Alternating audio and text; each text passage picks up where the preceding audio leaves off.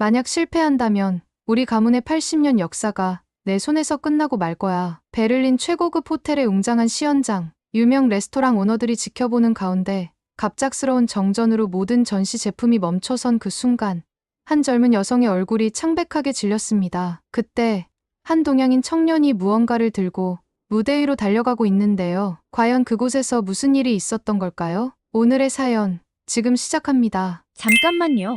1초면 가능한 좋아요 버튼을 눌러주시면 영상 제작에 큰 힘이 됩니다. 저는 베를린 샤를로텐부르크에서 가전제품 매장을 운영하는 안나 슈미트입니다. 제가 사는 이곳은 베를린에서 가장 매출이 높은 상업 중심지이자 1705년부터 이어져 온 역사적인 도시죠. 샤를로텐부르크 궁전 근처의 고급스러운 거리에서 우리 매장은 오랫동안 자리를 지켜왔어요. 전쟁이 끝난 1946년 할아버지는 폐허가 된 베를린에서 작은 수리점을 열었답니다. 당시 베를린 사람들은 부서진 가전제품을 새로 살 형편이 안 됐죠. 할아버지는 밤낮 없이 고장난 제품들을 고치셨어요. 전기기사였던 할아버지의 솜씨는 베를린에서 소문이 났고 점차 손님이 늘어났다고 해요. 1950년대 독일의 경제가 회복되면서 할아버지는 과감한 결정을 내리셨죠. 수리점을 그만두고 고급 가전제품 매장으로 전환하신 거예요. 최고의 제품만 취급하자는 게 할아버지의 신념이었어요. 밀레, 지멘스, 가게나우 같은 독일의 프리미엄 브랜드와 직접 거래를 시작하셨죠. 특히 주방가전에 집중하셨는데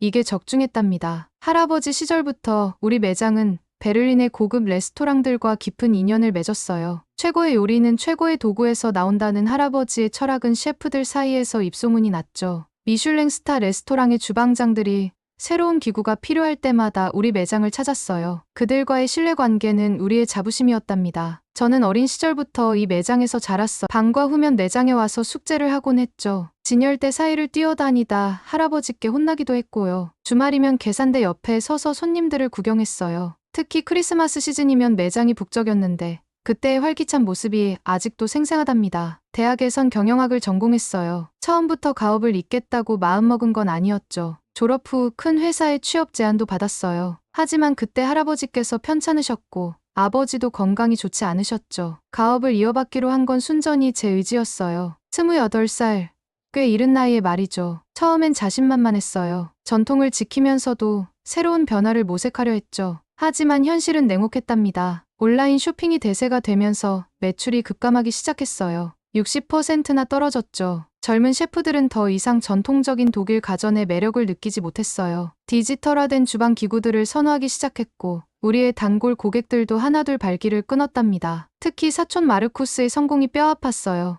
마르쿠스는 2년 전 저희 동네에 매장을 열고 중국산 제품을 대거 들여왔죠. 처음엔 다들 비웃었어요. 슈미트 가문의 명성을 망친다며 손가락질했죠. 하지만 이제는 그의 매출이 우리의 3배라고 하더군요. 안나, 이제는 시대가 변했어. 너희처럼 고집만 부리다간 도태될 거야. 그의 말이 가슴을 파고들었어요. 게다가 6개월 안에 갚아야 할 500만 유로의 대출금은 제 어깨를 짓눌렀죠. 매장 리모델링과 재고 확보를 위해 받은 대출이었는데 매출이 떨어지면서 상환이 힘들어졌어요. 은행에선 매주 독촉 전화가 왔고 밤마다 식은땀을 흘리며 잠에서 깨곤 했답니다. 아버지는 여전히 전통을 고수하자고 하셨어요. 우리는 최고의 품질만을 고집해왔다며 중국산 제품은 절대 들이지 말라고 하시더라고요. 80년 전통의 자존심을 지키자고 하셨죠. 하지만 현실은 냉정했습니다. 매일 아침 셔터를 올릴 때마다 오늘은 과연 몇 명의 손님이 들어올까 하는 걱정이 앞섰어요. 그러던 어느 날 뜻밖의 손님이 찾아왔죠. 구인 광고를 보고 왔다는 청년이었어요. 매장 운영이 힘들어지면서 직원을 줄여왔는데 더 이상은 혼자 감당하기 어려워서 파트타임이라도 구하려던 참이었거든요. 면접은 정말 독특했어요. 베를린 공대 전자공학과 석사과정 학생이라는 김민수 씨는 이력서에 독일어와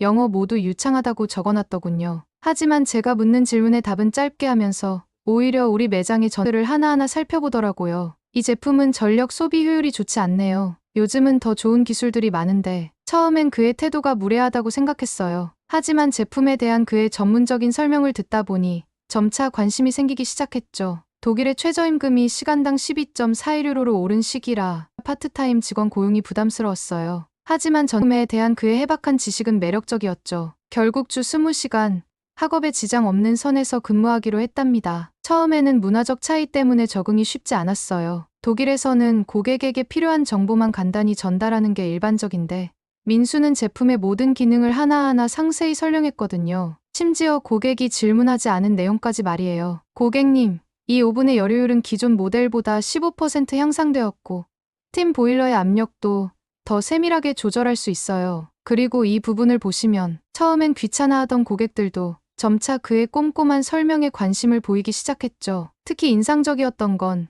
그가 매일 도시락을 싸와서 먹는다는 거였어요. 직원 휴게실에서 작은 밥솥으로 데워 먹는 도시락은 늘 맛있어 보였죠. 어느 날은 저를 위해 불고기도 싸왔더라고요. 독일 음식만 드시는 건 건강에 안 좋아요. 한국 음식 드셔보세요. 처음 먹어본 불고기의 맛은 충격적이었어요. 더 놀라웠던 건 그 맛있는 요리가 그의 작은 밥솥으로 만들어졌다는 사실이었죠. 민수의 출근 시간은 오전 10시부터였어요. 독일 상점들이 대부분 그때쯤 문을 열거든요. 수업이 있는 날은 오후에 나오고 주말엔 쉬었죠. 일요일은 원래 독일 상점들이 문을 닫는 날이니까요. 베를린의 한인 유학생이 1350명 정도라고 하던데 민수는 그들 중에서도 특별해 보였어요. 다른 유학생들이 주로 식당이나 한인 기업에서 아르바이트를 한다고 들었는데 그는 일부러 독일 가게를 선택했더라고요. 전자공학을 전공하는데 독일의 프리미엄 가전을 직접 다뤄보고 싶었어요. 그의 진지한 태도는 점차 우리 매장에 변화를 가져왔어요. 고객들의 반응이 달라지기 시작한 거죠. 한국의 서비스 문화와 독일의 전문성이 절묘하게 섞인 그의 접근 방식은 신선했어요. 특히 젊은 요리사들이 그의 전문적인 설명을 좋아했죠. 덕분에 조금씩 매출도 오르기 시작했답니다. 하지만 진짜 변화는 그때가 아니었어요. 운명의 날은 따로 있었죠. 미슐랭 3스타 레스토랑의 주방장이 새 오븐을 사러 왔던 그날, 아무도 예상하지 못했던 사고가 일어났습니다. 그리고 그날 민수가 들고 있던 그 작은 밥솥이 우리 매장의 운명을 완전히 바꿔놓게 될 줄은 그 누구도 상상하지 못했답니다. 그날은 우리 매장에서 가장 중요한 날이었어요. 베를린의 미슐랭 3스타 레스토랑 오너 헬무트 바이어와의 전체 주방 설비 교체 계약이 걸린 시연회였거든요. 수백만 유로 규모의 계약이었죠. 게다가 베를린의 유명 레스토랑 오너들과 셰프들도 참석한다고 했어요. 시연회장은 베를린 최고급 호텔의 연회장을 빌려 꾸몄답니다. 실제 레스토랑 주방처럼 설비를 갖추는 데만 이틀이 걸렸어요. 고성능 오븐, 그릴, 냉장고까지 완벽하게 준비했죠. 특히 이번에 선보일 최신형 스마트 오븐은 우리의 자신감이었어요. 민수는 시연회 전날부터 무언가 걱정이 있어 보였어요. 안나 씨, 혹시 모르니 비상용 장비도 준비해두면 좋지 않을까요? 이런 대규모 시연회는 항상 변수가 있을 수 있으니까요. 처음엔 그의 말을 대수롭지 않게 여겼어요. 호텔 측에서 이미 모든 전기 시스템을 점검했다고 했거든요. 하지만 운명이란 건 참 아이러니하죠. 시연이 시작되고 10분 만에 일이 터졌어요. 갑자기 펑 하는 소리와 함께 전기가 나가버린 거예요. 호텔 담당자의 얼굴이 창백해졌어요. 전력 공급량 계산에 오류가 있었던 모양이었죠. 이런 일은 처음이네요. 정말 죄송합니다. 당황한 호텔 측과 달리 바이어 씨는 차갑게 자리에서 일어났어요. 다른 셰프들의 표정도 좋지 않았죠. 수백만 유로의 계약이 물거품이 되는 순간이었답니다. 그때였어요. 민수가 조용히 제 옆으로 다가왔어요. 걱정 마세요. 어제 창고에 비상용 조리 기구들을 미리 세팅해뒀어요. 제가 준비한 걸 보여드려도 될까요? 그가 우리를 데려간 곳은 옆 주방이었어요. 거기엔 놀랍게도 여러 대의 최신식 밥솥이 설치되어 있었죠. 이 밥솥들은 모두 배터리 백업 시스템이 있어서 정전이 돼도 작동해요. 각각 다른 온도와 압력으로 설정해뒀고 독일 전통 요리에 맞게 세팅도 완료했습니다. 처음엔 반신반의했어요. 하지만 민수는 이미 모든 걸 계획해둔 것 같았죠. 각각의 밥솥에는 다른 요리들이 조리되고 있었거든요. 슈모어브라텐, 아인토프, 굴라시 수프까지 전통 독일 요리들이었어요. 30분 후 시연장에는 환상적인 향이 가득했어요. 셰프들의 표정이 놀랍게 변하기 시작했죠. 특히 바이어 씨는 계속해서 밥솥 앞을 서성이며 요리를 살펴보더라고요. 이건 정말 놀랍군요. 우리 레스토랑의 전통 레시피와 똑같은 맛이에요. 그의 말에 다른 셰프들도 고개를 끄덕였어요. 특히 에너지 효율성과 안정적인 조리 시스템에 큰 관심을 보였죠. 기존 주방 설비의 전력 소비량이 큰 고민이었던 모양이에요. 민수는 차분하게 설명을 이어갔어요. 이 밥솥들의 전력 소비량은 기존 오븐의 3분의 1 수준입니다. 게다가 요리의 맛은 더 깊어지죠. 압력 조리 방식이 육류의 식감을 더욱 부드럽게 만들거든요. 놀라운 건 그뿐만이 아니었어요. 민수는 각 요리의 레시피를 밥솥에 자동 조리 프로그램으로 저장해뒀더라고요. 버튼 하나만 누르면 누구나 같은 맛을 낼 수 있다는 게 셰프들의 마음을 움직인 것 같았어요. 바이어 씨가 마지막 시식을 마치고 제게 다가왔죠. 슈미트 씨, 우리 계약 내용을 조금 수정하고 싶은데요. 이 밥솥들 몇 대나 구매 가능한가요? 그날 저녁 텅 빈 시연장에 민수와 단둘이 남았을 때였어요. 민수 씨, 이걸 다 어떻게 준비한 거예요?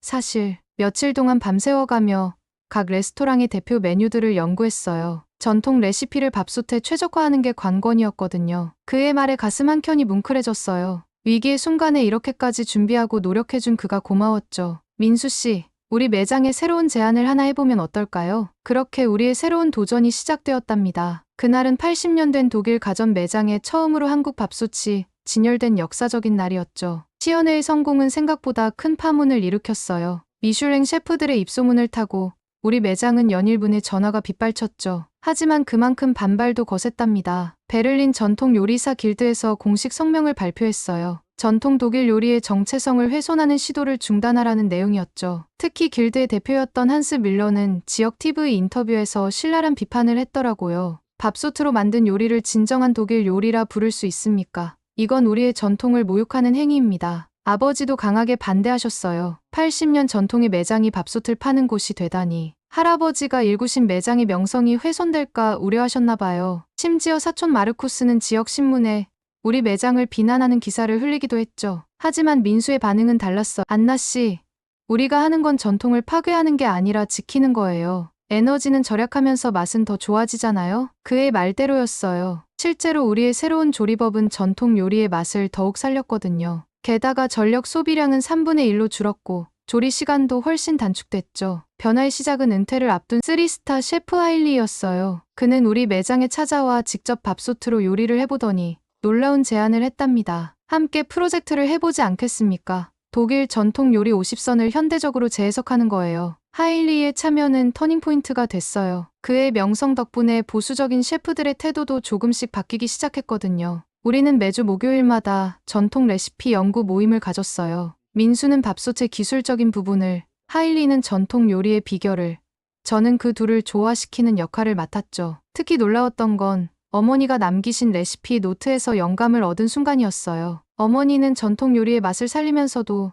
조리 과정을 단순화하는 데 관심이 많으셨더라고요. 그 노트를 보며 민수가 한 말이 아직도 기억에 남아요. 이거예요. 우리가 하는 일이 바로 이거예요. 전통을 더 쉽고, 더 맛있고, 더 효율적으로 만드는 거. 우리의 실험은 조금씩 결실을 맺어갔어요. 소규모 지역 요리 대회에서 우리의 현대화된 전통 요리가 우승을 차지했죠. 심사위원들은 특히 에너지 효율성과 맛의 일관성을 높이 평가했답니다. 이건 혁명적인 변화예요. 전통의 맛은 그대로 살리면서 현대 기술의 장점을 최대한 활용했네요. 그 성공을 계기로 지역 언론의 태도도 바뀌기 시작했어요. 전통과 혁신의 완벽한 만남이라는 헤드라인이 나기도 했죠. 심지어 처음에 우리를 비판했던 요리사 협회에서도 조용히 연락이 왔답니다. 혹시 젊은 셰프들을 위한 워크숍을 열어주실 수 있을까요? 그렇게 우리는 한 걸음씩 나아가고 있었어요. 하지만 진짜 시험대는 따로 있었죠. 바로 다가오는 베를린 푸드 페스티벌에서의 시연회였어요. 그리고 그곳에서 우리는 예상치 못한 사람을 만났습니다. 바로 사촌 마르쿠스였죠. 독일의 대표적인 음식 축제인 베를린 푸드위크는 도시 전체가 먹거리의 천국으로 변하는 특별한 행사예요. 우리는 푸드 스타트업 전시회 구역에 자리를 잡았죠. 이 축제에서는 쿠킹 클래스와 다양한 강연이 진행되는데 저희는 혁신적인 조리법 시연 세션에 참가하게 됐어요. 행사장에 도착해보니 정말 다양한 사람들이 모여 있더라고요. 현지 요식업계 관계자들, 셰프들은 물론이고 음식 애호가들과 일반 시민들까지. 특히 환경 친화적인 조리법에 관심 있는 관객들이 많았어요. 부스 설치를 시작하면서 우리만의 특별한 점을 강조했답니다. 에너지 효율성을 보여주는 데이터를 크게 전시하고 전력 소비량 비교 그래프도 준비했어요. 독일에서는 환경 보호와 지속 가능성이 정말 중요한 가치거든요. 사촌 마르쿠스도 참가했더라고요. 그의 부스에서는 중국산 주방가전으로 만든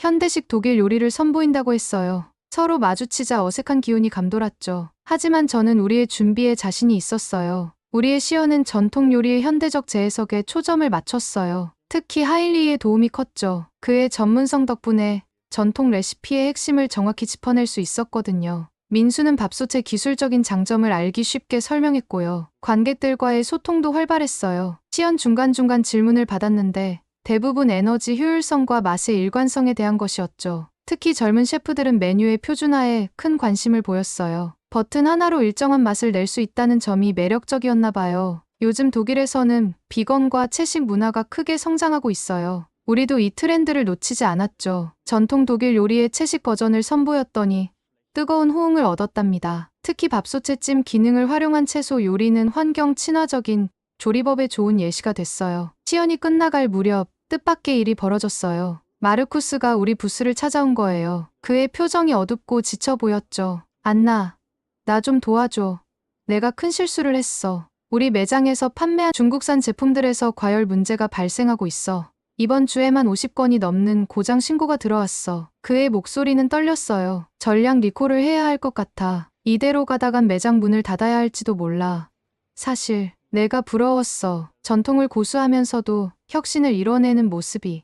난 그저 쉬운 길을 택했던 거야. 처음엔 그의 갑작스러운 고백에 당황스러웠어요. 하지만 초조하게 손을 비비며 도움을 청하는 그의 모습에서 라이벌이 아닌 한 가족으로서의 연민이 생겼죠. 그날 저녁 페스티벌이 끝난 후 마르쿠스와 오랜 대화를 나눴어요. 품질 문제를 해결하면서도 가격 경쟁력을 유지할 수 있는 방법을 함께 고민했죠. 우리는 각자의 강점을 가지고 있었어요. 마르쿠스는 탄탄한 유통망과 마케팅 노하우를, 저희 매장은 기술력과 전통 레시피를 보유하고 있었죠. 두 매장의 장점을 합치면 더 큰 시너지를 낼 수 있을 것 같았어요. 함께하면 어떨까? 내가 가진 기술력과 내 네트워크가 만나면 우리는 정말 특별한 걸 만들어낼 수 있을 거야. 그의 제안에 수긍했어요. 이제 우리는 경쟁자가 아닌 동반자로서 새로운 길을 모색하게 됐죠. 마르쿠스와의 화해와 더불어 이번 페스티벌에서의 성공은 우리에게 더 큰 변화의 시작이 됐어요. 현지 언론에서도 전통 요리의 새로운 해석이라며 호평을 했죠. 특히 우리의 환경 친화적인 접근 방식이 큰 주목을 받았어요. 하일리와 함께 준비한 5가지 전통 요리를 에너지 사용량 데이터를 함께 보여줬던 게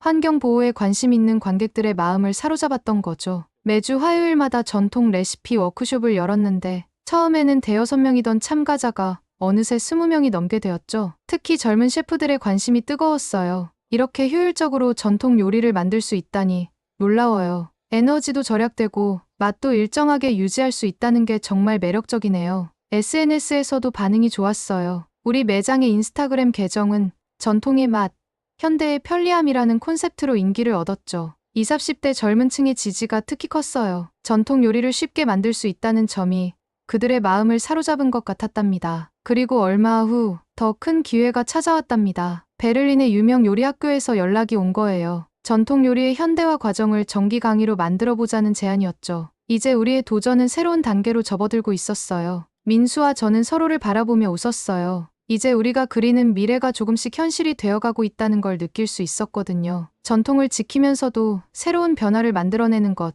그것이 바로 우리가 찾던 답이었나 봐요. 우리의 협력은 생각보다 빠르게 진행됐어요. 마르쿠스와 저는 매장 통합을 위한 합작법인 설립을 결정했죠. 각자의 강점을 살리면서도 새로운 가치를 만들어내는 것이 목표였어요. 법적 절차는 생각보다 복잡했지만 우리는 모든 것을 꼼꼼히 준비했어요. 투자 비율부터 역할 분담, 이사회 구성까지. 특히 민수의 도움이 컸죠. 그의 제안으로 계약서에 전통과 혁신의 조화라는 경영 이념도 명시했답니다. 그리고 민수와 저희 관계도 특별해졌답니다. 매일 보는 사이다 보니 자연스럽게 마음이 통하게 된 걸까요? 어느 날 민수가 조심스럽게 청혼을 했어요. 결혼 준비는 새로운 도전이었어요. 원래는 한국에서 결혼식을 올리려 했지만 매장 통합 작업이 한창이라 독일에서 진행하게 됐죠. 민수의 부모님께서 흔쾌히 독일로 오시겠다고 하셨어요. 그 배려에 지금도 감사드린답니다. 결혼식 날 저는 한복을 입었고 민수는 독일 전통 예복을 착용했어요. 하객들은 우리의 선택이 독특하다며 웃었지만